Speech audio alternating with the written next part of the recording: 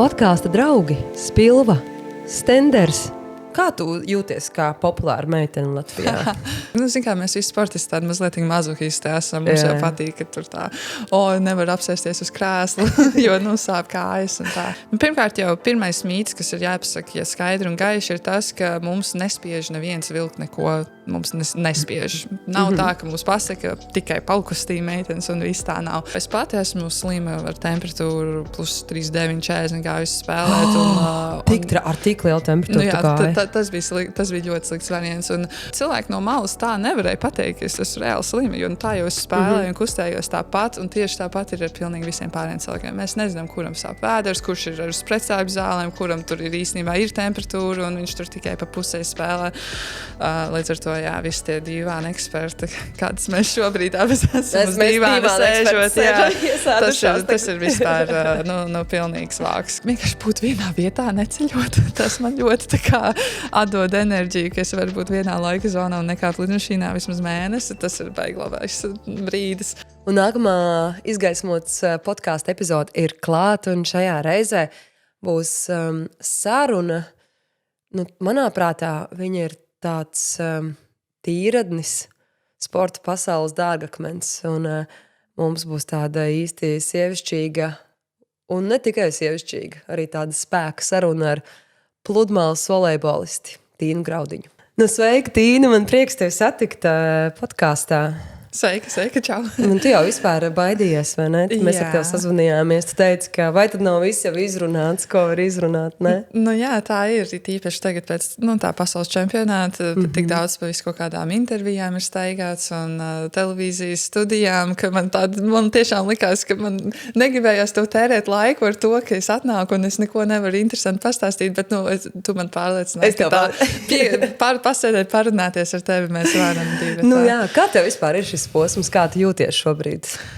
Īstenībā ir tāds pišķiņ pa kalniem, pa lejām tās emocijas tajā ziņā, ka, prieks par to sasniegumu, bet tā ir pilnīgi taisnība, ko cilvēki saka, ka pēc tam, kad ir sasniegts kaut kas liels, ir tas tā kā kritums uz leju, tas tukšums sajūta bija, un tagad mēs atsākam trenēties, un ir bišķiņ grūti ieiet atpakaļ tajā ritmā pēc 2 mēnešu pauzes, un man tieši šobrīd tagad viss ļoti sāp, enerģija nav, un tā kā, kā jāatgriežas tajā ritmā bišķiņ iekšā.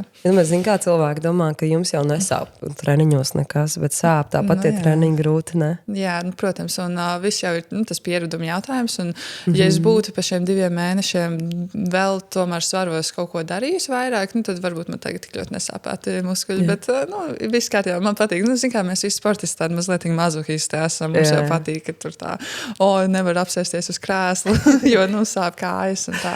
Un nevar uzkāpt trepē. Man pirms 2 dienām tā bija, jā. Tu uzkāp šeit augšā, tāpēc varēja uzkāpt. Lejā droši vien grūtāk drusku. Redzēs, kā man tur ies, es tev varu uzrakstīt pēc tam tiku līdz mašīnai vai nē. Jā, labi. Jo tu teici jau, ka tev šorīt bija treniņš, jā? Tu esi starp treniņiem, tagad tev vēlāk ir vēl viens treniņš. Jā, tieši tev bija pirmais bija tie svari, tagad šodien? Tagad pirmais bija tieši smiltīs ar volejbolu, un tad otrie ir svari, bet tu pareizi saki, ka īstenībā būtu bijis labāk, ja būtu otrādāk. Jā, kāpēc? Jo, tajos svaros, tad tu izliec visu savu enerģiju, cik vien tu vari, un tad tu ej uz volejbola laukumu jau tāds manāmi nogurs, kas mazliet simulē to spēļu situāciju, ka tev ir jāspēj nokoncentrēties un visu izdarīt pareizi, tad, kad tu jau esi mazliet noguris. Klausies, es gribētu varbūt sarunu vēl sākot parunāt par mūziku. Pilnīgi kaut kas temats. Pilnīgi kaut kas vēl nevajag cits temats. Parunāsim par mūziku. Tu kaut ko klausies, piemēram, arī tagad braucot uz šejienu vai nākot uz šejienu, kādu, mūzikas grupu, kaut ko tādu? Zin kā, es esmu cilvēki, es nevarētu sev nosaukt par melomānu, kuram ļoti, kurš nevar pilnīgi bez mūzikas izdzīvot. Man ir bieži tādi brīži, kad šķiet, ka ir pārāk daudz skaņas un ka vajag tieši to klusumu. Bet, mūzika iedvesmo un dod enerģiju, un tad, kad tas ir vajadzīgs, es to ieslēdzu. Bet, principā, mašīnā braucot, es pašā klausos radio, un tad, ja ir dziesma, ja ir kaut kāda diskusija, tad es klausos to diskusiju. Bet, arī savus Spotify playlist bailes man arī ir, kuru man tavs, jā? bišķiņ kauns dažreiz rādīt cilvēkiem, jo man šeit tur kāds, mūzikas kaut kāds zinošāks cilvēks varētu nodomāt, ka šitais ir galīgs vāks vai kaut kāds, Tik liela atšķirība. eklektiskas tās dziesmas saliktas kopā visas. Bet citreiz ir tā, ka vajag katrai kaut kādai situācijai savu dziesmu, bet zini kā, mums podkāstā arī ir tradīcija. Jā, labi. Jā, ka es dodos uz veikalu Down Street, plašu veikalu. Un domājot par to cilvēku, ar ko es runāšu, izvēlos plati tam cilvēkam. Wow. Jā, kopā ar mātiņu no Down Street, tad mēs tur meklējam un domājam. Īstenībā mums ar tevi diezgan labi gāja. Okay. Jā, labi, vispār nezinot, ko tu klausies. Jā, tā kā. Jā, man interesanti. Jā. Un tad es mēģināju tādas asociācijas uzburt par tevi un par to, ko tu dari. Un tad tur, es domāju, no tā pludmale varbūt, tur tā gaisma. Man vispār negribējās neko, kas būtu tāds depresīvs vai kaut kas tāds tumšs, tādu gaismu. Jo, zini, mums ir tādi bijuši, kuriem mēs uzreiz ejam pie paša tālākā stūra, tādu, kas sāp, ņēmām ārā. Dziļie jā, ūdeņi. Tāds, kur vakarā tur depresijā grib. Tad tev bija pretēji, kaut kā tā sajūta bija, ka gribas kaut ko tādu. Un tā, tad es nezinu. Varbūt, ka tu pat nezini, varbūt tu zini. Un ir tāds Andersons Pāks. Pirmkārt, jau mēs ieraudzījām to plati, jau tā plati šķita, ka atbilst. Jā. Tur ir R&B, tur ir hip-hops, tur ir elektronika, tur ir kopā visādas tās pasaules saliktas īstenībā tāds, ļoti drosmīgs tas salikums kopā, kas man patika un uzrunāja ļoti, ka tur tas ir. Un vēl, kas man patika, nosaukums – Venice. Un tā nav Venēcija, vai? Jā, tā ir Kalifornija. Kalifornija, tu esi Beach, tur, kādreiz varbūt pat spēlējis volejbolu pludmales tur. Staigājis apkārt diezgan asi, jā. Venice Beachā, jā? Tas vibes tur ir tiešām, jā. Ir tā noskaņa, kas ir tajā Venice pludmalē, kas ir Kalifornijā. Es ceru, ka tev patiks. Es arī ceru, ka man patiks, bet es domāju, ka man patiks. Paldies. Bet man tad vajag tagad to plašu atskaņotāju, lai es varētu noklausīties. Nē, tev vajag. Jā. Vajag. Jā. Tad vajag, labi. Zini kā, jā. Jo Dairis Bartāns atnāca viesos, arī viņam uzdāvināja plati. Jā. Un pēc pagāja pāris nedēļas Dairis man sūta, ka viņam ir atskaņotājs. Super. Redz kā, vai ne? Nē, būs super, liels paldies. Es noteikti noklausīšos visu. Atradīšu platis atskaņotāju. Par to mūziku vispār runājot, zinu, ka ir citi kaut kādi, piemēram, sporta veidi. Piemēram, kad BMX brauc, tad sportisti var, tā kā pasūtīt to mūziku, kas viņiem tur skan tajā brauciena laikā. Jums tā nav, ka jūs spēlēt pludmales volejbolu? Jā, dažās sacensībās mums dod ļauj tā kā pasūtīt mūziku. Mums, ko es vispilgtāk atceros, ir, ka Tokijas Olimpiskajās spēlēs mums ļāva tā kā savu introduction dziesmu izvēlēties. Un tad es izvēlējos vienu dziesmu, kas man tajā laikā un arī vēl šobrīd patīk, Heat Waves. Bet jā, mēs pašā izvēlamies tās latviešu pop dziesmas, Ballējam neguļam, Olas, Nārnija, viss kaut kādas tādas, jo tiem ārzemniekiem viņi tos vārdus nesaprot, viņi tikai jūt to ritmu, un mums ir tik daudz cilvēku nākuši klāt un teikuši, ka Ballējam neguļam ir viņu mīļākā dziesma. Ka viņi nereāli patīk, jo tas ritms, un viņi jau neko nesaprot, bet viņiem kaut kas ļoti uzķer tajā dziesmā, tā kā mēs tad arī ejam ar to uz priekšu, un tā ir mūsu, dziesma pludmales volejbola. Sveiciens Emīlam un Martam. Jā, pludmales volejbola neoficiālā latviešu himna. Pilnīgi noteikti. Tad šobrīd tu esi tādā posmā, kur tu atgriezies tajā spēka treniņos un treniņos, jā? Tieši tā. Kā tu varbūt sacīt, cik tajā tavā ikdienā tad tā treniņu loma ir liela vispār? Cik tas ir bieži, tādā izpratnē? Katru dienu tev ir tie treniņi? Jā, katru dienu mēs trenējamies no pirmdienas līdz piekdienai, katru dienu un dažās dienās 2 reizes dienā lielākoties. Un mēs darām tā, ka mēs izplānojam treniņu grafiku 2 nedēļas uz priekšu, un tad mēs attiecīgi uzreiz zinām tos savus brīvos laikus ārpus treniņiem. Tā kā tas treniņš ir tā prioritāte, un, piemēram, atnāk parunāties ar tevi vai kaut kādas citas lietas, tad mēs kārtojam apkārt tiem treniņiem. Un, tā ir liela lieta, bet mums patīk, tas ir mūsu darbs. Mēs gūstam gan labas, gan nepatīkamas sajūtas no šiem treniņiem, un tas ir daļa no mūsu dzīves sastāvdaļas. Nu, bet drīz jau atkal sāksies braukšana, vai ne? Un tā māju dzīve mainīsies atkal prom no Latvijas. Ja? Jā, un tāpēc tieši tagad, kad mēs varam būt Latvijā un trenēties šeit, tas ir ļoti jauki. Bet jau drīz braucam uz pirmo treniņu nometni ārpus Latvijas, uz Spāniju, un tad jau sākas Brazīlija. Tad es braukšu uz Losandželos, aizbraukšu uz Venice Beach noteikti arī, un tā ceļošana turpināsies. Nu, par mājām runājot, kā tu vispār jūties, kad tu esi mājās? Nu, es domāju, ka tāpat kā mēs visi, tad, kad atbraucam mājās pēc tiem ceļojumiem, nu, tā sajūta, ka tu vari atslābt tajā ziņā, ka tev vairs nav visu laiku jābūt tādā, nu, nevis trauksmes zonā, bet, nu, ka tev visu laiku ir jāčiko līdzi, kas apkārt notiek, jo, ja tu esi ārzemēs vai, piemēram, Brazīlijā, kādā bišķiņ nosacīta, bīstamākā valstī, nu, tu nevari vienkārši tā staigāt pie ielu ar acīm ciet skatīties telefonā un bišķiņ vajag tomēr to awareness apkārt sev. Bet Latvijā ir tā sajūta, nu, ka tu esi pie savējiem, tu, nu, nekas slikts, nu, ja vien galīgi kaut kas trausmīgs nenotiks, un tad tu arī, es piemēram, tad varu atslābt ne tikai tā, ka man fiziski ķermenis atslāpst, bet arī tad emocionāli ar smadzenēm un tā iekšienē vienkārši tā kā palaist vaļā. Jā, mēs jau drusku runājām pirms sarunas sākuma, ka ir arī forši, ka ir tā komanda blakus, kas ir arī ģimene, kas parūpējas vai ne, par ēšanu kaut vai. Tieši tā, pilnīgi, nu jā, ļoti svarīga sastāvdaļa no sporta dzīves, jā. Nu, bet par to ēšanu runājot, man vienmēr interesē tā ēdienkarte.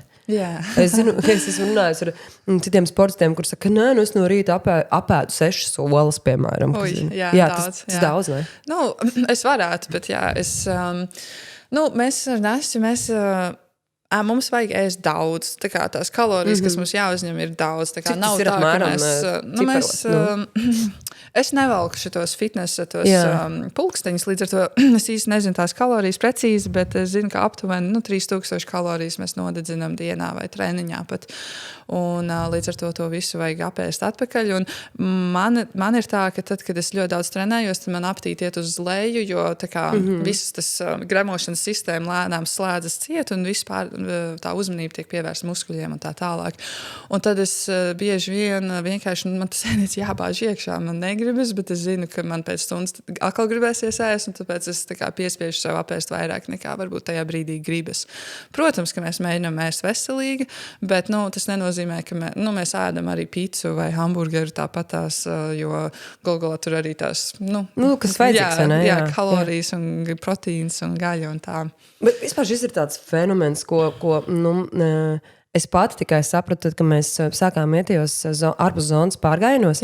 Ka tu visu dienu ej un jūs skaitījāt, cik jūs tur kalorijas dienā nodedzināt? Kāda bija tas pulkstenis? Kāda bija, bet man liekas, ka mēs tur tādu neskaitījām, bet tu teiksim, ir kaut kā karstākā vietā arī tur svīst, tā soma, un tu ej un visu dienu, un tad vakarā, zini, kā man bija tā, ka man bija es tiešām tā kā vagars esmu uzvedusies, kas iet pie cilvēkiem un saka, lūdzu, ēdiet. Ja jūs neēdīsiet, man būs jāpieņem mēri, bet es jau nevaru, zini, kā ļoti grūti ir cilvēks pierunāt ēst, ja viņi nevēlas. Un tu atkal arī domā, forši, varbūt notievēši. Tas arī ir fakts, tā doma, bet īstenībā, tas ir bīstami nēst, jo nākamajā dienā jau atkal ir tā slodze un ir jāatjaunojās. Tā ir taisnība, es esmu dzirdējis, ka tieši haikošanā pārgājienos tas nosit apetīti. Un kad tu pat vari tikt apmānīts par to, ka tev ikā negribas ēst, bet īstenībā tavam ķermenim pietrūkst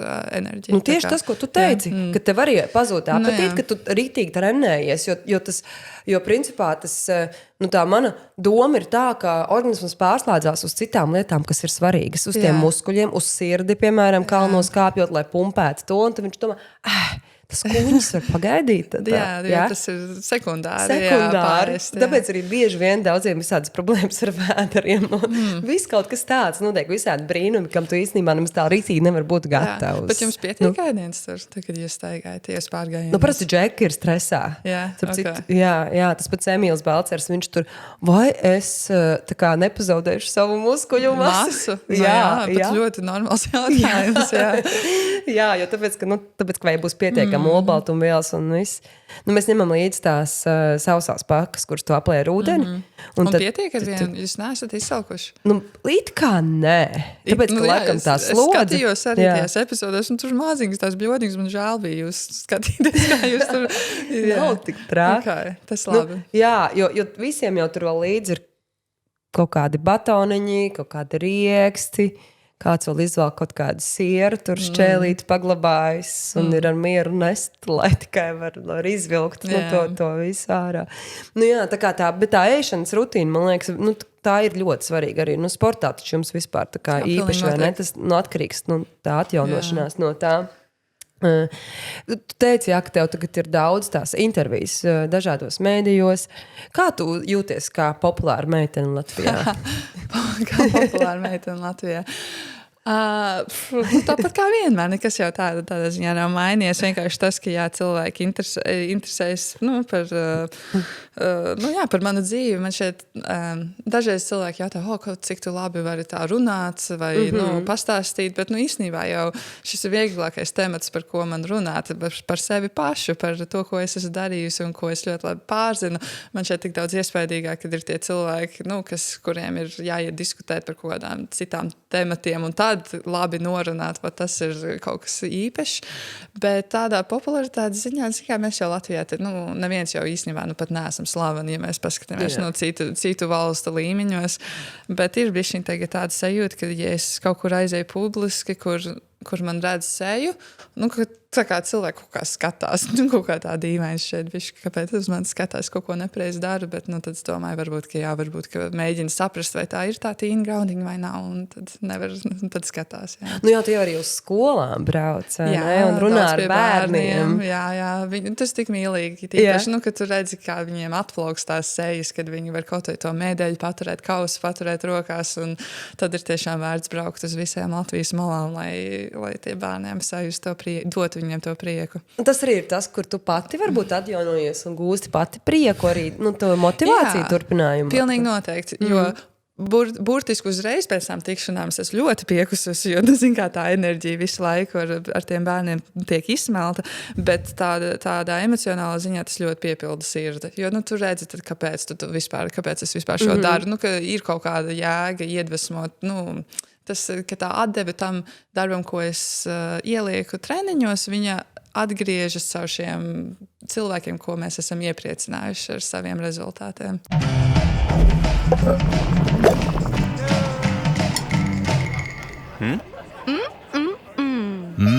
Tā tik ir mērce.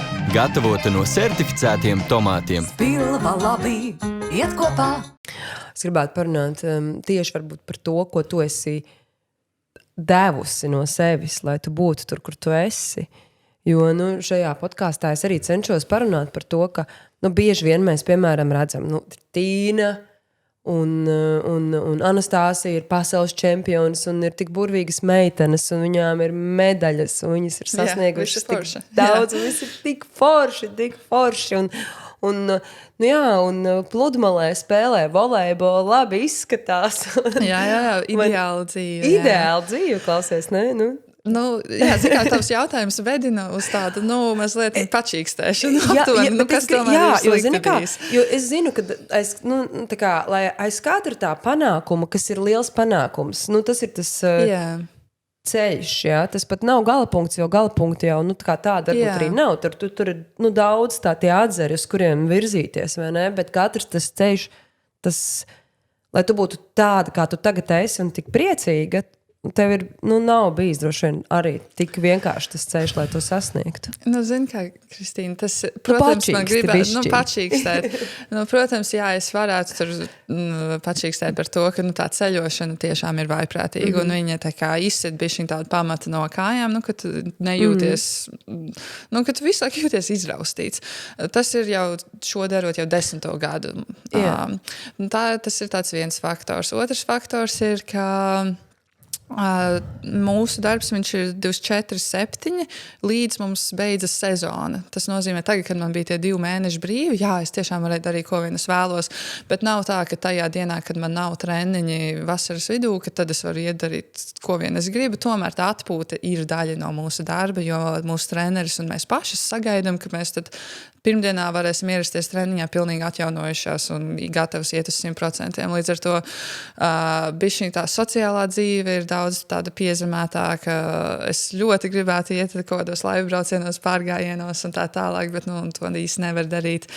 Bet, jā, tie ir tie mazās sūdzības, par ko es varētu tā kā pačīkstēt, bet, īstenībā, zin kā, parasti ir tas klasiskais stāsts, ka caur milzīgām grūtībām ir sasniegts tā medaļa, tas uzkāpt tajā kalna virsotnē un caur sviedriem un asinīm un asarām.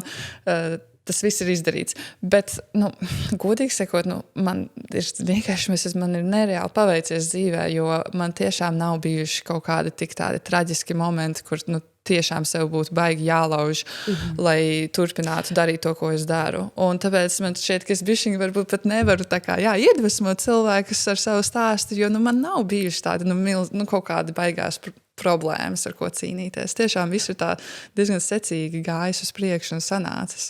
Kā tu domā, kas ir tas, kas ir tas, kas tev patīk tieši pludmales volejbolā? Jeb kas ir tā maģija?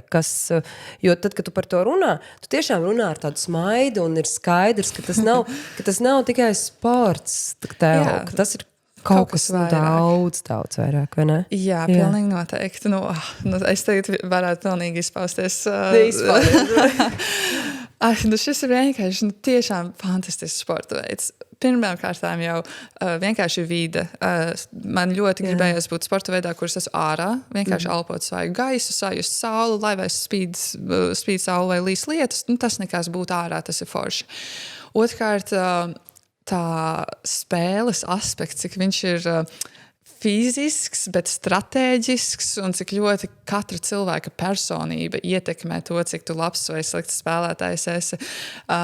Visa tā dubultpsiholoģija, kas notiek sekundes simtaļās, ja tu redzi spēlētāju tajā laukuma pusē, vai viņš māna tevi vai nemāna, un tad tā stratēģijas aspekts, tad vēl ir tas tīri fiziskais, vai tu vispār spēji izturēt 45 minūtes skriet pa smiltīm un lekt tikpat augstu, kā tu leci pirmajā minūtē. Tad vēl tas aspekts, ka tu esi tik ļoti individuāls, bet tie pašā laikā tev ir tas komandas biedrs, un tad mēs kā tāds precēts pāris, principā, ejam cauri dzīvei ar visām tā kā izaugsmas lietām, kurām mēs ejam cauri. Vienkārši ir tik daudz dažādi aspekti, kur tu vari šķēršgriezumā sagriezt šo sporta veidu, un tas ir vienkārši ļoti interesanti. Jā, ļoti, ļoti nevar apnikt. Jā, es tieši arī kaut kur lasīju par tām jūsu arī attiecībām, par to, ka jūs neesat tā kā labākās draudzenes, bet ka tur ir ārkārtīgi svarīgi tomēr tā saikne, vai ne? Visdažādākajos līmeņos, lai principā iespējams jau pirms tam sajust, ko otrs domā vai ko jūt, vai ne? Jā, tieši tā. Un ir tās lietas, ka ir tā ķīmija savstarpējā cilvēkiem, un mums ir neši uz laukuma volejbolā, viņi ir ļoti laba, un tāpēc arī tie rezultāti ir nākuši, un kāds ir teicis, ka dzīvē ir jāpaveic, ka tu atrodi to savu cilvēku romantisko, ar ko veidot ģimeni, un tieši tāpat ir jāpaveic, ka tu atrodi to savu īsto cilvēku pludmales volejbola pārinieku, un mums ir tādā ziņā ir paveicies, ka mēs esam atraduši vienu otru jau. Bet tas ir ļoti intensīvs tāds darbs, un tāds vienkārši ļoti tādām dažādām spriedzes situācijām mēs ejam cauri kopā ar viņu. Bet droši vien, ka abas arī saprotot to, kur jūs esat, tad ir vieglāk veidot tās attiecības, zinot, ka principā kā jūtas otrs visdažādākajās situācijās. Jo tas, ko jūs piedzīvojat, viena un otra, jūs jau esat tieši tie pirmie cilvēki, ar kur to saprot un ar kur to var dalīt vienmēr, vai ne, tos iekšējos pārdzīvojumus. Un uzticēties, tā kā, respekts un uzticēties, ka tas otrs cilvēks grib tieši to pašu, un ja mēs varam piekrist, ka šīs divas lietas ir mums respekts un mums ir uzticēšanās vienais ar otru, tad pārējās izslietas automātiski tad var sakārtot. Tāda lieta kā konkurence, tur taču nedrīkst pastāvēt, ne? Jā, nedrīkst pastāvēt, bet tajā pašā laikā, ja mēs abas nebūtu tik ambiciozas, kā mēs šobrīd esam, mēs arī nebūtu tikuši. Tā kā tur ir atkal tas dīvainais līdzsvars starp to, ka tu mēģini visu laiku būt labāks un labāks un labāks. Un, loģiski, ka ja tu visu laiku esi blakus šim otram cilvēkam treniņos, tad tu kaut kā varbūt kādreiz salīdzini, Nastai tik labi izdevās tos 2 eisus dabūt un man nē, un tad tā salīdzināšana varbūt ir, bet ar to salīdzināšanu ir jācīnās, un vienmēr ir sevi jāsalīdzina tikai pašam ar sevi, ar to, ko tu pats vari izdarīt tajā konkrētajā dienā, un uzlabot pats sevi. Mazliet atgriežoties vēl tajā, ko tu runāji par to, kā tas varbūt ietekmē arī tavu tādu ikdienas dzīvi un sociālo dzīvi, es gribētu jautāt tev varbūt par to, kā tas, piemēram, ir ietekmējis vai ietekmē tavas attiecības ar taviem draugiem. Vai tev ir draugi? Cik sāpīgs jautājums. jo tu esi daudz prom, un tad, kad tu esi mājās, tad tev ir, kā tu teici, tas laiks, kas tev atkal ir jāvelta. Un mēs zinām, tad, ka tās draudzības ir jākopj. Jā, viņas ir jākopj, jā. Jā, tiešām īstenībā, sāpīgs jautājums tajā ziņā, ka, protams, man ir draugi. Man liela daļa no draugiem ir Amerikā, jo es studēju Amerikā 4 gadus, un tad viņi līdz ar to ir izklīduši katrs pa saviem štatiem, un tā.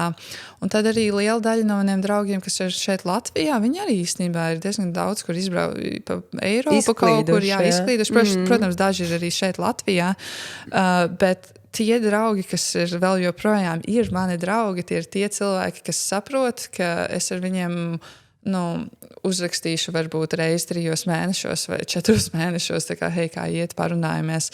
Un es neesmu tas cilvēks, kurš spēj tā kā reizi, katru nedēļu sarakstīties konstanti ar visiem maniem draugiem pa visu pasauli. Man tomēr vajag cilvēks, kas saprot, ka, es daru savu lietu, un tad, kad man būs brīvs, un tad, kad es esmu spējīga un varēšu, tad es noteikti ar viņiem sakontaktēšos. Bet tāda vientuļa tu neesi jutusies, vai tu esi tomēr esot kaut kur, piemēram, nezinu, Brazīlijā tu minēji, jūs brauksiet, vai kaut kur. Labi, Kalifornijā tur varbūt tā draugi kaut kādi jau Amerikas puses ir. Tev vairāk austrumu krastu. Zin kā, varbūt tā kā ceļojot vientuļi nē, jo mēs esam komandējumā. Principā braucam spēlēt volejbolu, un tur mēs ar saviem volejbola cilvēkiem visu laiku esam. Dažreiz man drīzāk šķiet, ka šeit Latvijā ir tāda sajūta, ka es atnāku un man tā kā nav īsti ar ko aiziet uz teātri, piemēram, ja es gribētu. Bet tas ir tāpēc, manuprāt, ka es studēju tieši Amerikā un izveidoju to savu draugu grupu tur. Ja es būtu palikusi Latvijā, es esmu diezgan droši, ka man būtu tad izveidojusies kaut kāda draugu grupa arī šeit. Līdz ar to es mēģinu ar kaut kādiem saviem vidusskolas, pamatskolas draugiem, kaut kādiem citiem sporta draugiem, kas man šeit Latvijā vēl ir palikuši tikties. Mēs ar tevi jau, tad, kad tu atnāci, pārunājām, ka mēs skatāmies, protams, Ziemas olimpiskās spēles, kas tagad arī ir aktuālas, un mēs runājam par tām traumām, ko mēs redzam, kas ir, kā ir sportistam redzēt citu sportistu traumas. Tas man šķiet izjūt uzreiz savā ķermenī to, ne? Tās sāpes. Jā, tu pilnībā spēji iedomāties, cik tas traki ir. Ir arī mēs runājam par to Lindsiju Vonu tieši šajā gadījumā, ka viņa jau ar saplāstām kristnieciskajām saitēm tomēr startēties olimpiskajās spēlēs. Un es viņu saprotu, jo es pati esmu slima ar temperatūru plus 39, 40 gājusi spēlēt. Ar tik lielu temperatūru tas bija ļoti slikts variants. Un man bija milzīga vainas apziņa sevī, jo es zināju, ka es sev ļoti nodaru pāri šo darot, bet tas man likās sekundārs tam, ka es nespēju likt nasķai vilties manī tajā, ka es viņu pasaku, nē, es nevaru spēlēt. Un tad šie divi tā kā jautājumi cīnās manī iekšā, bet tieši par to Lindsiju Vonu runājot, tajā ziņā, ka viņai nav tie komandas biedri, un viņa tiešām vienkārši gāja to darīt, zinot, cik viņai jau viss ir tur sačakarēts tajā celī. Tas gan man likās liels pārsteigums. Droši vien kaut kāda varbūt tā... Lindsija ir tāds ļoti, ļoti ambiciozs. Viņa sevi gribēja pierādīt. Arī laikam zinot, ka tās ir viņai pēdējās olimpiskās spēles. 41 gads. Nevar zināt, varbūt viņa atgriezīsies, bet... Nevar zināt, bet abrīnojam, protams, sportisti ar to savu gribu spēku. Droši vien arī varbūt es... varbūt tas tā vēlme, ja ir tik daudz ASV pārstāvi ir ieradušies tur arī, lai, tie un tas spiediens, ka citi sagaida no tevis, bet es domāju, tā ir arī iekšējā nedrošība pašam par sevi kā cilvēku, jo, ja tu nodari sev tik ļoti pāri, tas nozīmē, ka tu varbūt īsti nespēji iedomāties, ka tu varētu būt kaut kas cits kā sportists, ka tava identitāte ir tik ļoti sasaistīta ar to, ka tu esi šis kalnu slēpotājs vai jebkurš cits sportists, ka tu baidies tā kā, atteikties no tā, teikt, nē, es nevaru slēpot, man tomēr ir mans ķermenis pirmajā vietā. Tur viss kaut kādi tie psiholoģiskie procesi iekšā notiek, jo tas jau nav pašaizsargāšanās, iet pretī pašaizsargāšanās instinktam, kas mums visiem vajadzētu būt pirmajā vietā. Jā, vai ne? Mēs parunāsim tev, man liekas, gan ir daudz vēl citas lietas bez tā, kā tu esi Tīna Graudiņa sportista, tev ir vēl citas lietas, un tu tā, ir taču tev, vai ne? Ir, jā, bet kā pēdējā laikā es viņas esmu tā kā palikusi malā, jo tagad tiešām tas sports ir pirmajā vietā. Agrāk man bija universitāte, gan maģistrs, gan bakalārs, tas tādu foršu blakus lietu iedeva. Tad vēl es pirms gadu izdarīju to praksi Ņujorkā, kas arī tāda forša blakus lieta bija. Latvijas pārstāvniecībā. Bet tagad, kad nav tās lietas, tad tas sports kā, viņš ļoti ievelk, viņš tik ļoti pārņem, un tur vajag bišķiņ tādā ziņā cīnīties pretī tam un tā kā piespiest sevi, tā kā atrast kaut kādas tās citas lietas. Bet tas kā no otras puses, padomā, tev ir, piemēram, tu esi tās lietas labi izdarījusi. Mēs, lai tie, kas varbūt nezina, tev ir grāds politikas zinātnē, tu esi tur tiešām daudz arī investējusi, daudz darījusi, mācījusies, studējusi, un tev ir tā lieta, kas ir tā kā, ja var tā teikt, labi atstrādāt, jau izdarīts tas darbs.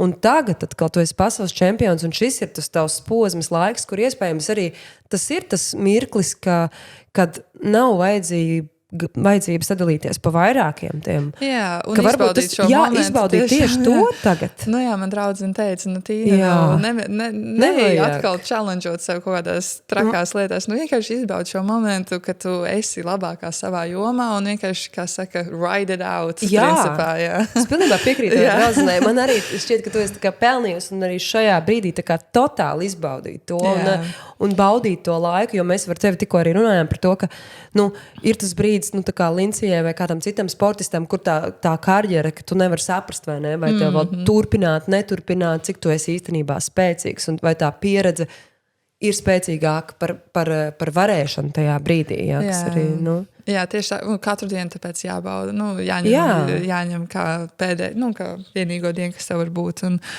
tāpēc, man ir tā kā nevis jācīnās, bet visu laiku jābalansē tas, ka sports ir foršs, bet tajā pašā laikā kaut ko citu vajag vienmēr darīt, bet tajā pašā laikā vajag izbaudīt. Bet tu vari priecāties, tas nozīmē, ka tev ir visu laiku smadzenes tajā kustībā, tev ir daudz, tu esi ļoti gudra meitene, tu visu laiku arī risini lietas un domā. Tas arī nav maz svarīgi. Jā. Nav slikti, kā saka, labi, ka smadzenes strādā. Tas ir noderējis gan jau dzīvē kaut kad arī. Bet es gribu vēl pie tās temperatūras atgriezties, jo man arī ir bijusi tāda situācija līdzīga, protams, ne tādos līmeņos kā tev, bet es arī tā kā, tāpēc, ka es esmu kaut ko apsolījusi izdarīt, tad es seju pāri tam savam resursam un to izdaru. Un pēc tam, Pēc tam tu cieti no tā. Tu samaksāt gan dārgi, par to. Bet labi, bet tīri fiziski, es nesmu 39 temperatūra, tas ir ārprāts. Jā, bija traki, un mēs vienkārši, kāpēc es toreiz tik ļoti gribēju turpināt spēlēt, bija, jo mēs...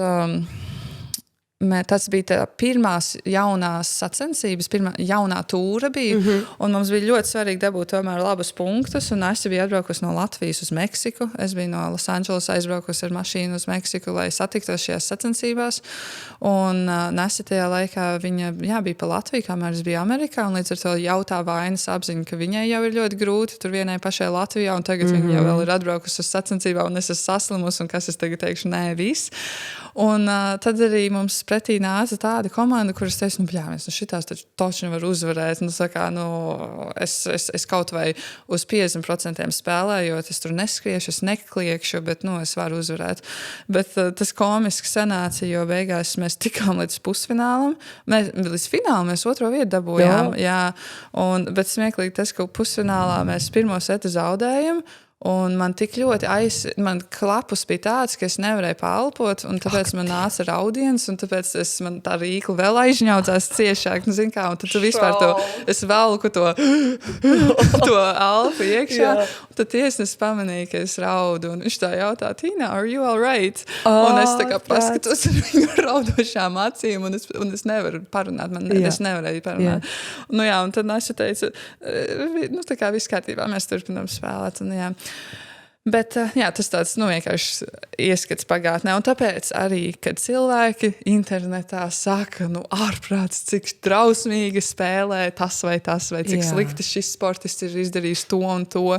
Cilvēki no malas tā nevarēja pateikt, ka es esmu reāli slimi, jo tā jau es spēlēju un kustējos tāpat, un tieši tāpat ir ar pilnīgi visiem pārējiem cilvēkiem. Mēs nezinām, kuram sāp vēders, kurš ir ar precāju zālēm, kuram tur īstenībā ir temperatūra, un viņš tur tikai pa pusē spēlē.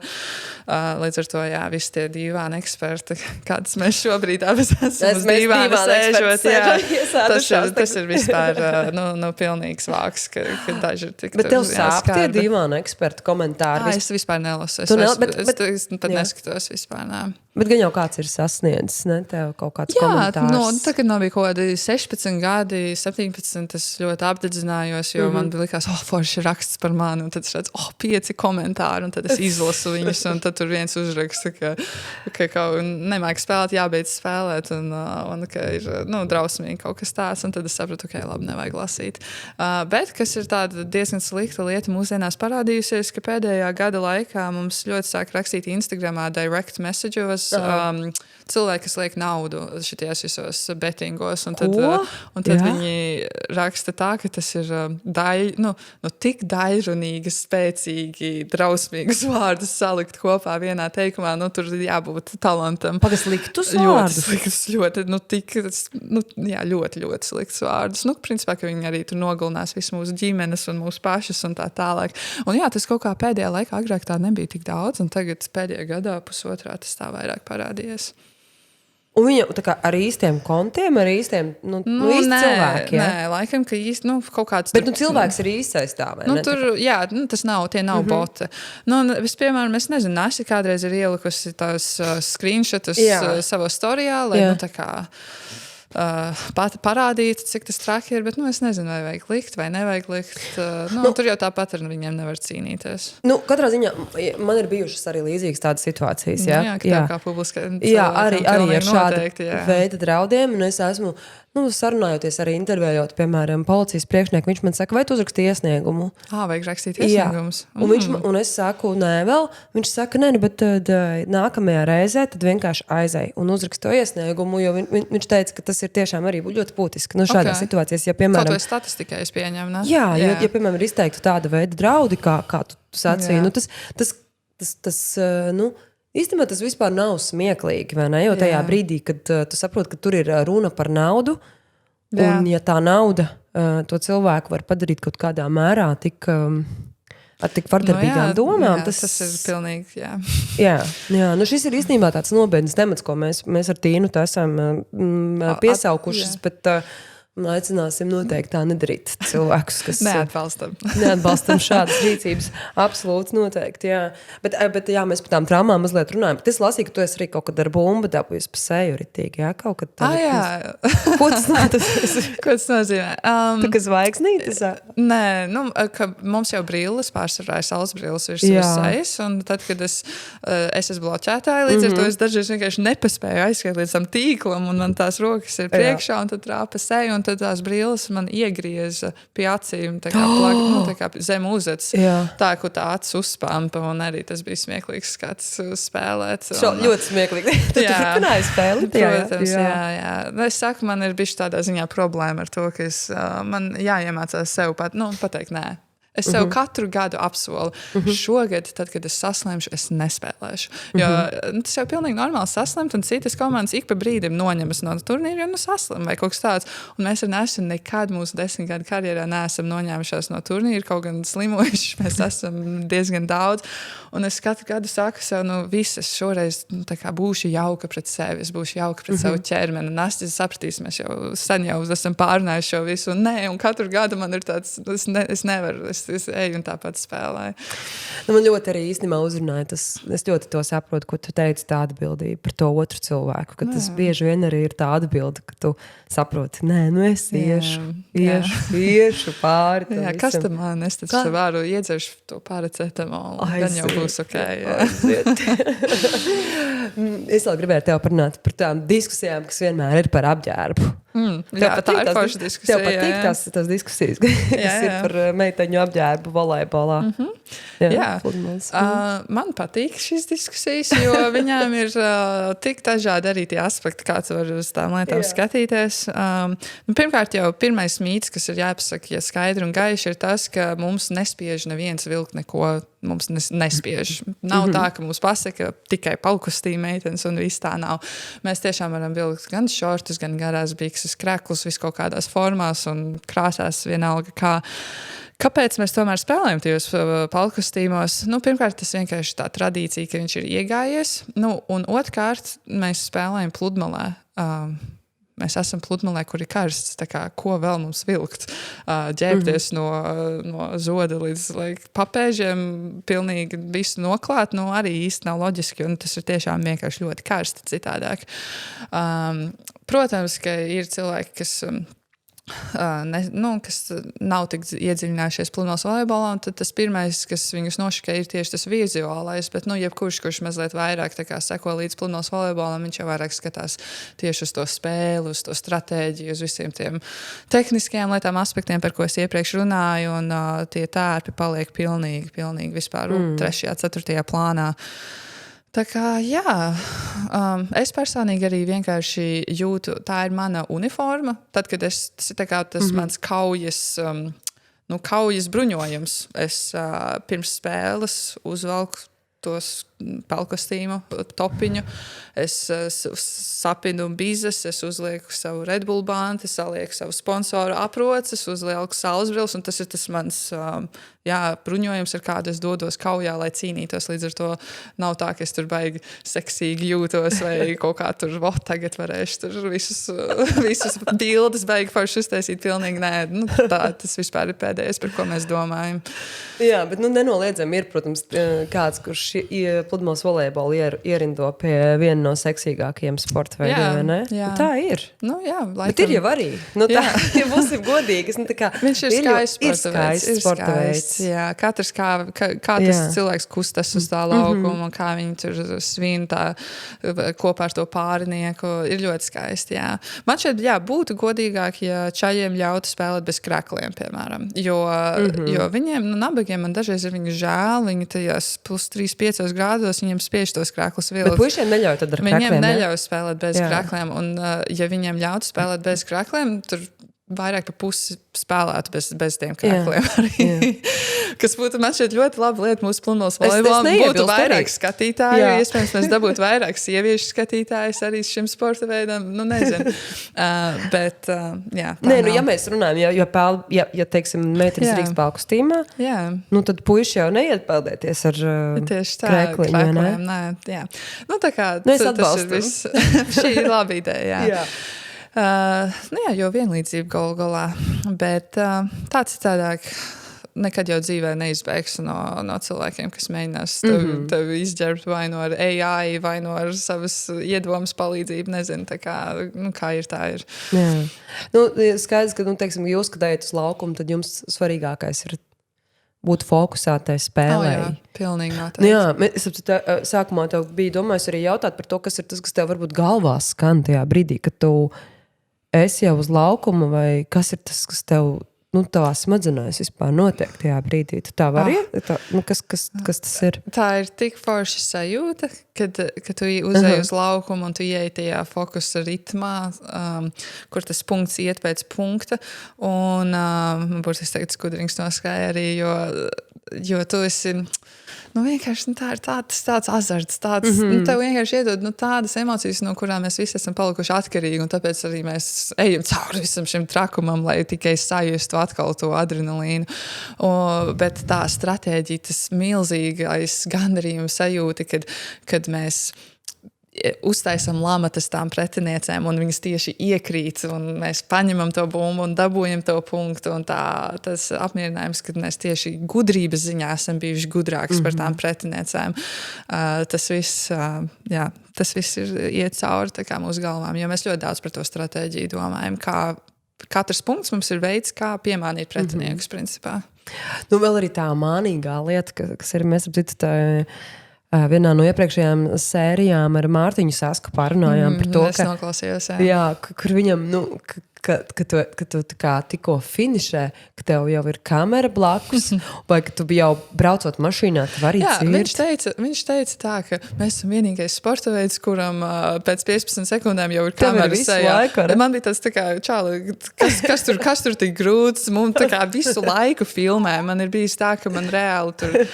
Man ir bijis tā, ka man tampons krīt ārā un man filmē, un es palūdzu, lai tā kā, hei, jūs varat nefilmēt, lai es varu tā kā sakārtoties. Un, tā filmēšana ir vienkārši daļa no darba. Un tas pats arī es domāju tieši par tām emocijām, ne? Kas arī tev ir tajā brīdī, ka jūs ar Nastju abas, piemēram, esat viena otrai blakus, jums gribas varbūt kaut ko pateikt, bet vai jūs vienmēr to atļaujas? Mēs vienmēr to sakam, jo mēs runājam latviski, un mēs reiķinamies ar to, ka neviens mūs nesaprot. Vismaz savējie visi atbalstīs. Un tie, kas ir savējie, tie, lai dzird, bet tie, kas ir angliski runā, pilnīgi vienalga, ka viņi nesaprot.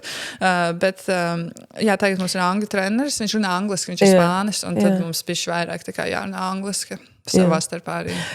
Bet vai es tev arī drīkstu pajautāt, jo man, piemēram, arī bieži vien cilvēki jautā, teiksim, kad tu ej pārgājienā, kā tu tiec galā ar mēnešreizēm vai sieviešu lietām, un es arī tur varu izstāstīt visdažādākās detaļas, kā, piemēram, sievietes ar to tiek galā, bet, skaidrs, ka sportā arī tas ir, vai ne tā kā būtiski, cik tu esi gatava atklāt, piemēram, par to, vai, tā ir jūsu arī ikdiena, taču jūs nelietojat nekādas speciālas preparātus, lai, piemēram, aizturētu savu ciklu vai kaut ko tādu. Jā, ko es zinu, ko lieto varbūt citos sporta veidos, kur tās sacensības ir retāk un svarīgākas, bet par cik mums tās sacensības ir burtiski katru 2. 3. nedēļu, visu caur gadu, mēs vienkārši ejam un daram, lai vai kā mēs jūtamies, bet, atkal laikam jāsaka paldies gēniem un vienkārši iedzimtībai man nav tā, ka man ir tā kā grūtāk vai sliktāk paši jūt reiz mēnesī, tā kā ir ok, jā. Jo ir dažādi, citas tas tiešām ļoti ietekmē, tas, protams, ir, tā, bet vispār runājot par to, ka, skaroties arī dažādas sporta spēles, varbūt, tavā sporta veidā tas nav tik izteikti, vai tomēr ir, varbūt to tā kā oponējas man, kā mēs, piemēram, arī sagaidot, piemēram, tur vasaras olimpiskās spēles, tu ieslēdz, piemēram, televizoru un katru dienu dzirdi, kā atkal ir kaut kāds, piemēram, jauns pasaules rekords pārspēts. Un atkal, un tad noslēdz spēles, un tad saka, šajās olimpiskās spēlēs tika pārspēti tur tik un tik rekordi. Un es domāju, cik tālu cilvēks var iet? Jā, neticami, nereāli. Kā? Es nevaru, man pat smadzenes to atsakās saprast. Cik tālu var lekt, cik ātri var skriet. Un man visu laiku ir tāda sajūta, ka mēs esam nonākuši līdz tam galam. Tā kā, ko vēl var tā kā uzlabot, lai tā kā pārsist vēl tos rekordus. Mēs varam gaidīt kaut kādus tos 100 gadus talantus, kas vienkārši piedzims reizes 100 gados un kaut ko var tā kā vēl pastumt uz priekšu tos rekordus. Vai mēs varam sākt atļaut kaut kādas citas vielas, kas zinātne progresē uz priekšu, un tikai ar tās zinātnes palīdzību mēs cilvēki varam vēl pastumt tos rekordus.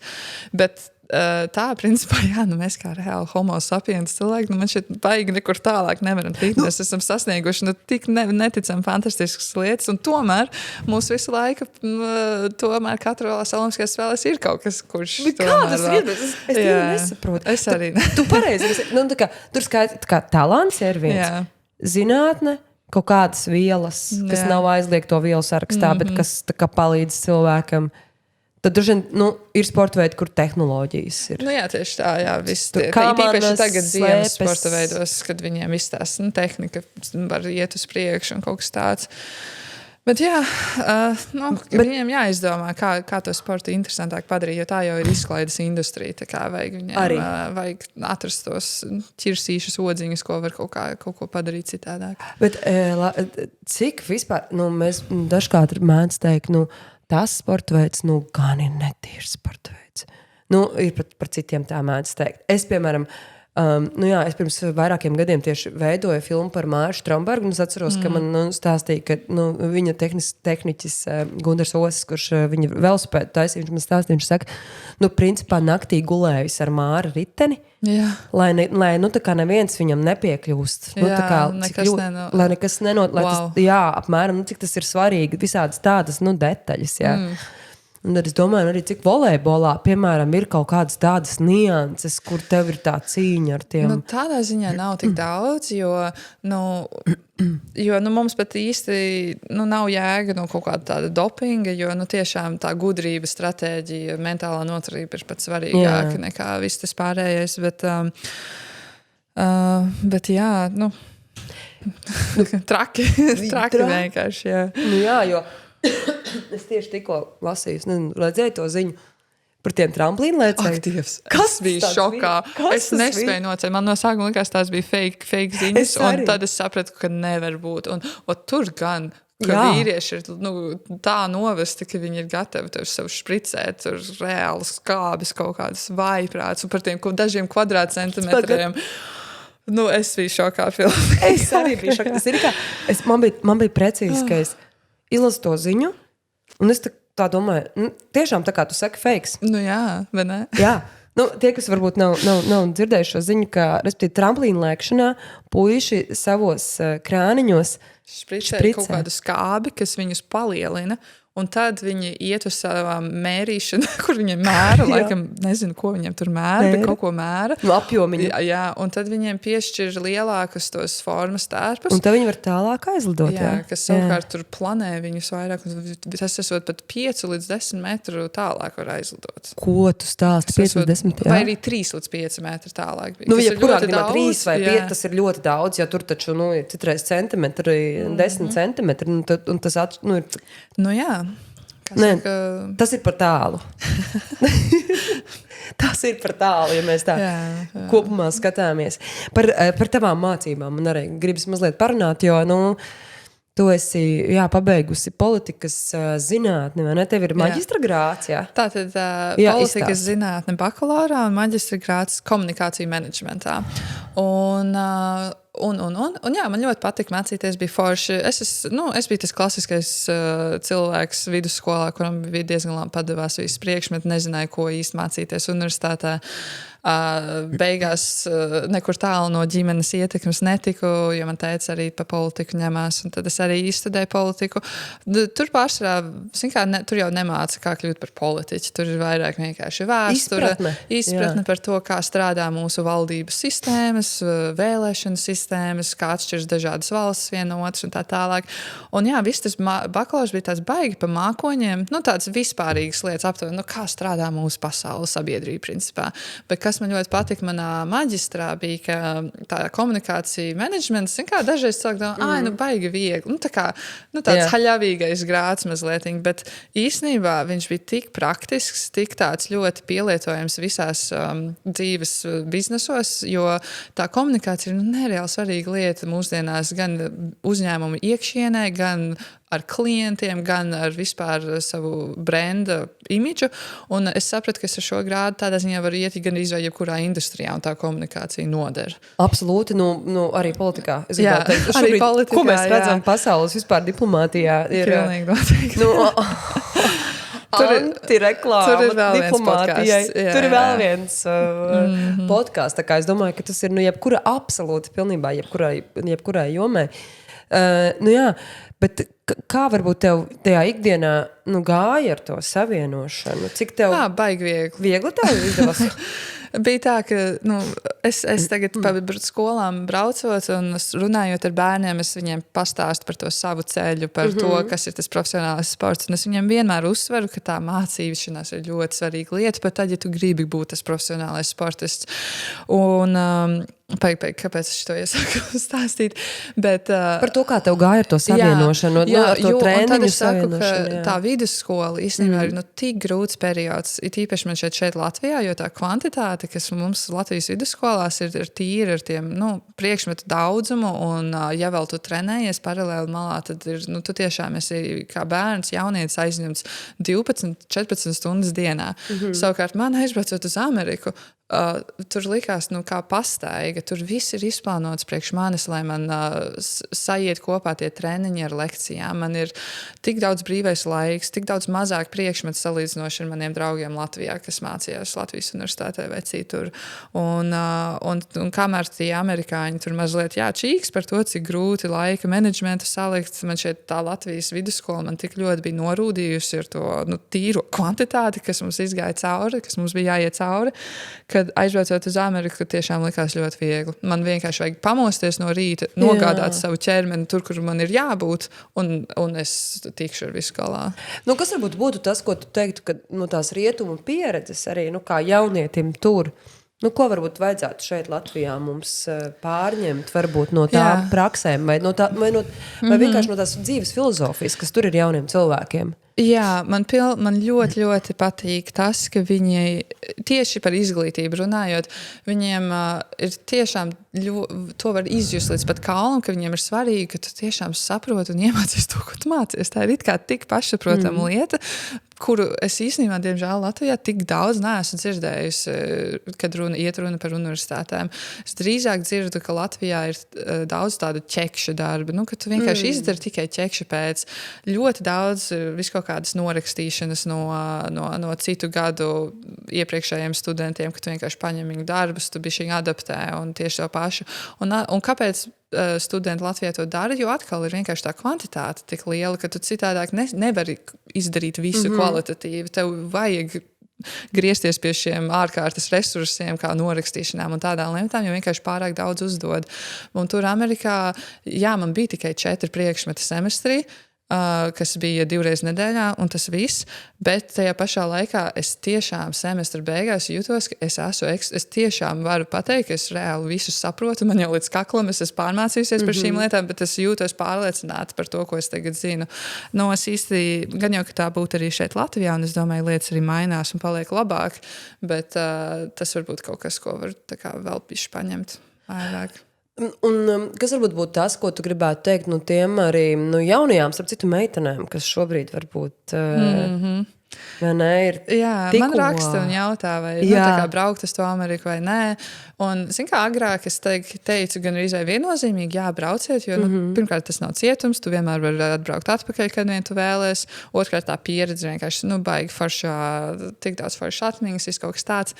Bet tagad es īstenībā par to nesaku tik viennozīmīgi, jo es jūtu tomēr to mīnusu, to robu, ko tas iesit sociālajā dzīvē. To, ko mēs runājām. Jā, tieši tā.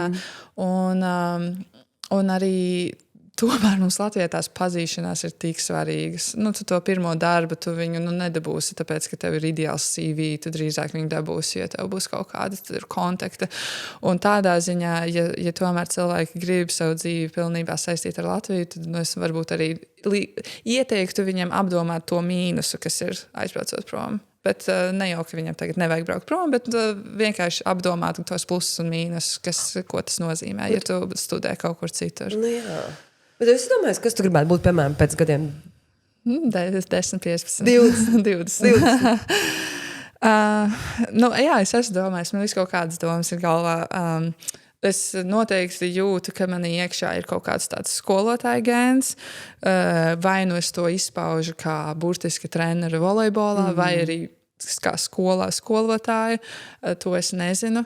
Vai es izveidoju savu biznesu saistībā ar volejbolu, savu klubu, kaut ko tādu, vai es eju iekšā kaut kādā sporta politikā, federācijās, olimpiskajās vienībās, vai es eju burtiski iekšā politikā. Tas man šeit ir ļoti daudz grūti, redzēs, kā būs. Bet visi šie varianti man peld pa galvu un kaut ko varētu darīt. Viss šķiet labi. Visi kopā. Visi kopā. Bet podkāstā mums arī tāda, kuras cenšos vienmēr parunāt par to, kas ir vēl varbūt tas, aspekts, kā cilvēki tiek pāri grūtībām. Nu, kad ir kaut kādas tev neveiksmīgas spēles, neveiksmīgas dienas, kas varbūt ir tas, ir ļoti svarīgi, lai tev apkārt ir labi cilvēki, kas tev palīdz tam tikt, novērst varbūt domas.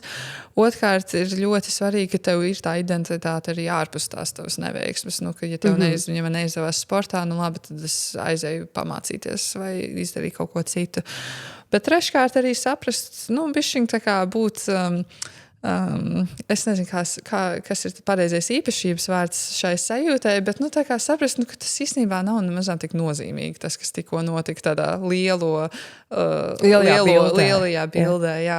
Tas, ka es zaudēju tagad spēli, neviens nenomira, viss pasaulē nav sākties kaut kāds ātomkarš, viss galā ir beigās. Tu vari to sajūt sevi tā kontrolēti? Jā, un tas nāks sakņojas tajā, ka nevajag sevi uztvert pārāk nopietni. Galu galā es, piemēram, saku, ka tas galu galā ir tikai sports. Tiešām tas nav tiešām kaut kas tik nereāli nozīmīga lieta. Bet, protams, ir sāpīgi, tad, kad es ar visu sirdi un dvēseli cenšos, un man neizdodas, un ir tas zaudējums, un tad es parasti arī sev saku, ka, diemžēl šī nav ne pirmā reize, kad kaut kas šāds ir noticis, un arī šī nebūs ne pēdējā reize.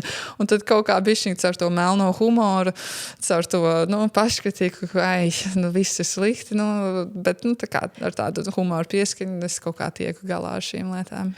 Kas varbūt vēl ir tas, kas tev dzīvē dara tādu prieku, kur tu atgūsties, kur tu gūsti enerģiju, kur tu atzimsti? Jā, man ļoti patīk lasīt visu kaut kādas grāmatas. Man ļoti patīk, tad, kad man bija laiks Amerikā brīvajos nedēļas nogalēs iet kaut kādos haikos, pārgājienos pa dabu, tas būtu forši. Bet... vienkārši būt vienā vietā, neceļot. Tas man ļoti tā kā atdod enerģiju, ka es varu būt vienā laika zonā un nekāp lidmašīnā vismaz mēnesi. Tas ir baigi labais brīdis. Un jā, tādas lietas. Un no citiem sporta veidiem? Vispār, jā, man ļoti patīk citi sporta veidi. Ļoti patīk padarīt kaut ko citu, citas kustības. Es kaut kā tagad esmu aizsākusi boksēties īstenībā. Baigi forši pilnīgi nomainījās iespējas par cīņas sporta veidiem. Ne jau, ka es baigi tagad gribu iet uz daudzīt kādam pa seju, bet tā sajūta, ka tā reāli deja pašam ar savu ķermeni, kad tu tā kā pamet to kreiso roku, tad automātiski dabiski tas sitiens ar kāju plūst tā kā uzreiz no otras puses, un tad tā kā nereāli jābūt apziņā ar savu ķermeni tā kā kopā kontaktā. Tā kā man tas ļoti, ļoti patīk. Tenisu es spēlēju, visu kaut ko tā. Tu esi pirmais cilvēks, kurš man lika tā kā uz boksu apskatīties kā deju. Jo es esmu gājis uz tiem boksa treniņiem, kas, bet es tā kā, tas bija pirmais treniņš, bija vienkārši vaiprātīgs, jo es vispār nesapratu, kas notiek. Tur vajag tā palēnam iesākt. Un viņš arī ļoti tīri fiziski grūts. Tur tas kardio, šausmīgi. Es mirstu nost katrā treniņā, kas man ir. Bet man visvairāk patika, jo es biju aizgājis kaut kādā tādā arī posmā, kur man bija, drausmīgi daudz kaut kādu satraukumu, pārdzīvojumu, dusmas iekšējās. Un tad man zina, kas patika, tad, kad treneris saka, tagad ir kaut kādas 4 minūtes, kur jūs varat vienkārši daudzīt to bombu, un tad tev visu izlēc iekšā. Tu vari padauzīt, jā. Bet man patīk tas, ko tu teici par to deju. Tas katrā ziņā varētu būt tas, par ko es varētu padomāt nākamajā reizē, saskatot vēl kaut ko citu tajā visā. Jo man liekas, ir forši, ka tu vari paskatīties uz lietām citādāk, nekā tu varbūt esi tās redzējis, kaut kādas citas tādas...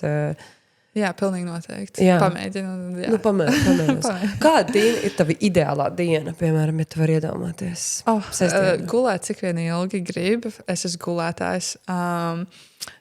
Un pamosties enerģijas pilnam, ka nekas nesāp, viss ir labi, saule spīd, saule dod arī uzreiz labāks garstāvoklis, tik līdz saulīt spīd. Un, iziet pastaigā, aiziet, uzspēlēt kādu galdu spēli. It īpaši, ja visi man brāļi un ģimene arī būtu mājās, tas būtu forši, ka mēs varētu visi tur kopā pačilot. Jā, man ideālā diena tādā ziņā ir, principā, visi ap mājām, tā kā baigi neko tādu īpaši pat neplānot. Tu vienmēr brāļis, ko tev nozīmē ikdienā par tas, ka tev ir Baigi forši uzreiz dzīvi interesantāk. Var klausīties, kas viņiem notiek dzīvē. Viens brālis man ir Losandželosā 1. gada šogad, otrs brālis tūlīt būs 13 gadi. Tā kā baigi forši redzēt, kā viņš iet caur dzīvi. Viņam nabagam vēl līdz 12. klasē jāmācās tik Pusauģu daudz. Gadi foršie, ne? Jā, tā kā tāda forši uzreiz vienkārši krāsaināk dzīve. Kā ir būt māsai, brāļiem? Viņi bez manis vispār nebūtu. Es jokojos. Viņi nebūtu. Viņi nebūtu. Nē, mēs esam tiešām visi draugi. Tā kā viens ar otru. Tā kā tas ir baigā vērtība. Jā, vai ne? Tas ir pamats, ja tu jūti, ka tev ir tā stipra aizmugura, kas ir ģimene un vēl labi cilvēki apkārt. Jā, ne? tieši tā. Man nevienmēr patīk jautāt par mērķiem vai par sapņiem. Tāpēc, ka nevienmēr tie ir tie, par ko mēs gribam runāt, vai ne? Vai mēs tos gribam dažreiz paturēt pie sevis. Bet, ja tu varbūt domā, kā tu varbūt redzi visu to šo gadu, vai ar kādām domām tu gaidi to, kas tagad ir priekšā? Jā, zini, kā es sarunas sākumā teicu, ka man bija tā bedra, tāds kritums, emocionālais tas kritums bišķiņ pēc pasaules čempiona. Zini, nav, es vēl tā kā bišķiņ esmu tajā kritumā iekšā, nav tā, ka es esmu baigi izrāpusies ārā. Man šķiet, ka es sajutīšu atkal to asumu, azartu un ambīcijas, tad, kad būs pirmās sacensības un mēs droši vien zaudēsim kādam, kuram varbūt nevajag zaudēt, un tad parādīsies tā sajūta, kas notiek, vajag savākties, davai, mēs taču gribam uzvarēt. Jo šobrīd, kā es vēl peldu uz tiem visiem uzvaras lauriem, mēs esam pasaules čempions, viss ir fantastiski, un kaut kā tagad es eju vēl uz tiem treniņiem ar tādu sajūtu, ka, vienkārši es eju uz treniņiem, tāpēc, ka ir jāiet. Nevis tāpēc, ka man baigi tagad vēl prasās un gribās iet. Un līdz ar to tie mērķi šogad būtu tiešām atrast to pamatu sev zem kājām un iziet cauri šim gadam un visām šīm sacensībām tā, ka man būs tā uguns un tas benzīns iekšā, kas man būs vajadzīgs, lai uzsāktu kvalifikācijas Losandželos Olimpiskajām spēlēm, kas sāks novembrī. Un principā Eiropas čempionāts, protams, ir ļoti svarīga lieta, kuru gribam uzvarēt, bet tas svarīgākais sāks tie novembrī. Līdz ar to tas mērķis šim gadam ir principā iziet viņam cauri tā, lai mēs neizdegam, lai mēs nepatērējam pārāk daudz to enerģiju, lai būtu tā, ka uz to novembru ir drīzāk tas uzrāvums, ejam uz priekšu un tālāk. Vismaz tu labi saliki, man šķiet visu tā plauktiņiem, un to tev gribas novēlēt, lai tev ir tā enerģija un atnāk īstajā brīdī. Paldies. Un, lai tev ir spēks un lai, ja ir tie zaudējumi, kas skaidrs, ka būs. Protams, jā. Kā, ne? Lai tie padara tikai stiprāku, vai ne? Un tiešām, lai tev ar Nasťu viss ir burvīgi un ar tavu visu komandu, lai tev viss izdodas, jo tu esi, man liekas, lielisks cilvēks un fantastiska. Tā kā, turēsim mīkšķis par tevi. Katrā spēlē, katrā dienā. Turitīšs un cilvēki skatāties pludmales volejbolā. Tagad ar to pasaules čempionātu mums tik daudz saka, kur var redzēt, ir jāsamaksā 5 eiro mēnesī, un jūs varēsiet redzēt pilnīgi visas mūsu spēles. Tā kā, tiešām, es domāju, tas ir tā vērts. Tā kā, skatieties. Jo, un tad arī tev Tīna vēl jāpasaka, līdzi tu atbalsts taču ir ļoti, vai ne? Viņš ir. Un mēs to sapratām Covid laikā. Tad, kad viņi noņēma nos, un tad tu tikai sajūti to īstenībā, ko viņš nozīmē. Katrs labais vārds, katra labā doma ir no svara, Jā. lai lielas lietas notiktu ar cilvēkiem. Paldies tev, Kristīna. Podkāsta draugi Spilva, Stenders,